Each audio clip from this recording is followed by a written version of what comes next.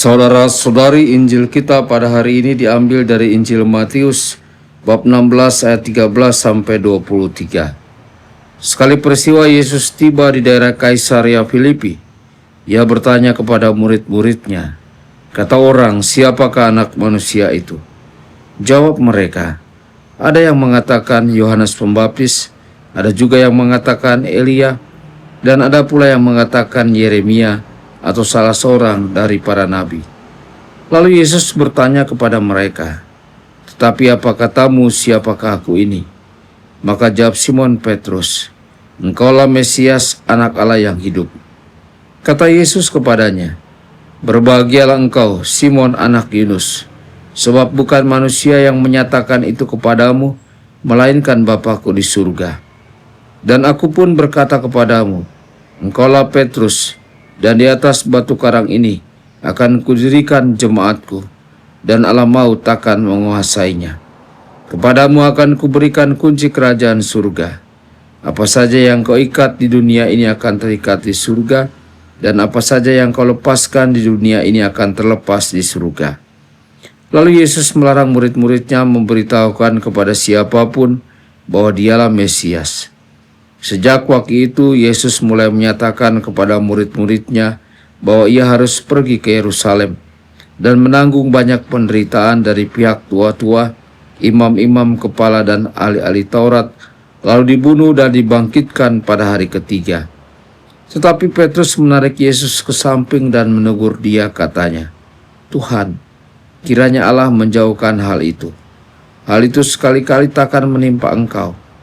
Tetapi Yesus berpaling dan berkata kepada Petrus, "Nyala iblis, engkau satu batu sandungan bagiku, sebab engkau memikirkan bukan yang dipikirkan Allah, melainkan apa yang dipikirkan manusia."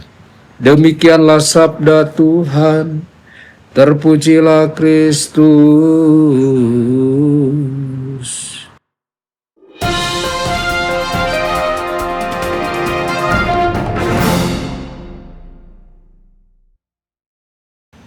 Dalam nama Bapa dan Putra dan Roh Kudus. Amin. Saudara dan saudari terkasih dimanapun Anda berada, jumpa lagi dengan saya Romo Tedens dalam saluran Warta Kabar Sukacita. Semoga Anda semua dimanapun berada senantiasa dalam keadaan sehat dan bahagia. Hari ini kita mendengar sebuah dialog yang amat penting dalam Injil Matius yang sering disebut sebagai pengakuan Petrus. Ketika Yesus bertanya kepada para murid, menurut kata orang, siapakah anak manusia itu? Para murid menjawab dengan berbagai jawaban. Yohanes Pembaptis, Elia, Yeremia, atau salah seorang dari para nabi. Tetapi Yesus tidak berhenti di sana. Ia lalu menatap mereka dan bertanya, tetapi menurut kamu siapakah aku ini? Inilah pertanyaan yang sangat pribadi dan menentukan. Sebab iman Kristiani bukanlah pertama-tama tentang mengetahui ajaran, hukum, ataupun tradisi. Iman kita adalah relasi pribadi dengan Yesus Kristus yang hidup. Pertanyaan itu ditujukan bukan hanya kepada para murid 2000 tahun yang lalu, tetapi juga ditujukan kepada kita masing-masing hari ini. Siapakah aku ini bagimu? Apakah Yesus hanya tokoh besar dalam sejarah? Apakah dia hanya sosok yang kita kenal lewat cerita di sekolah minggu, atau kita jumpai dalam misa mingguan? Ataukah dia sungguh Tuhan dan Juru Selamat yang mengasihi, menebus, dan memanggil kita setiap hari?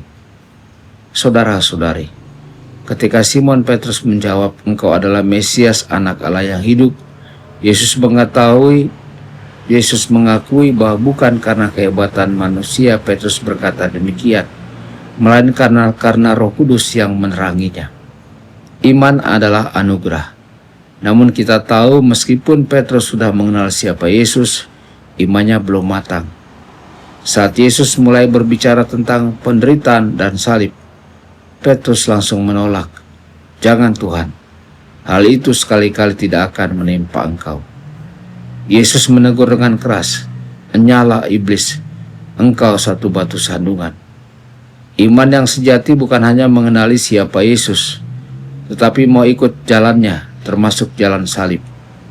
Dalam terang Roh Kudus, iman kita dipurnakan, bukan hanya dengan pengakuan mulut, tetapi dengan kesetiaan pada Kristus di tengah suka dan duka hidup. Saudara-saudari, Yesus selalu berkata kepada Petrus, "Engkau adalah Petrus, dan di atas batu karang ini aku akan mendirikan gerejaku." Kita melihat bahwa pengakuan iman membawa misi.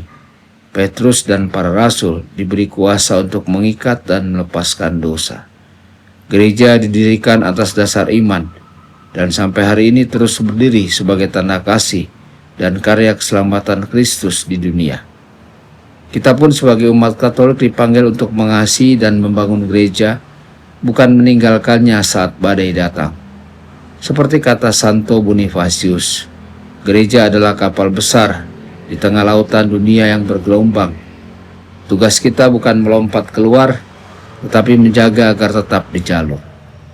Maka saudara-saudari, hari ini kita diundang untuk menjawab ulang pertanyaan Yesus itu. Siapakah aku ini bagimu? Apakah dia hanya bagian dari rutinitas mingguan? Ataukah dia sungguh pusat dan tujuan hidup kita? Maka mari kita mohon Roh Kudus agar menerangi dan memurnikan iman kita seperti Petrus, agar kita mampu melihat suka dan duka hidup ini dalam terang salib dan kebangkitan Kristus. Marilah kita membangun gereja bukan hanya sebagai bangunan, tetapi sebagai komunitas kasih yang dipersatukan oleh iman kepada Kristus yang hidup.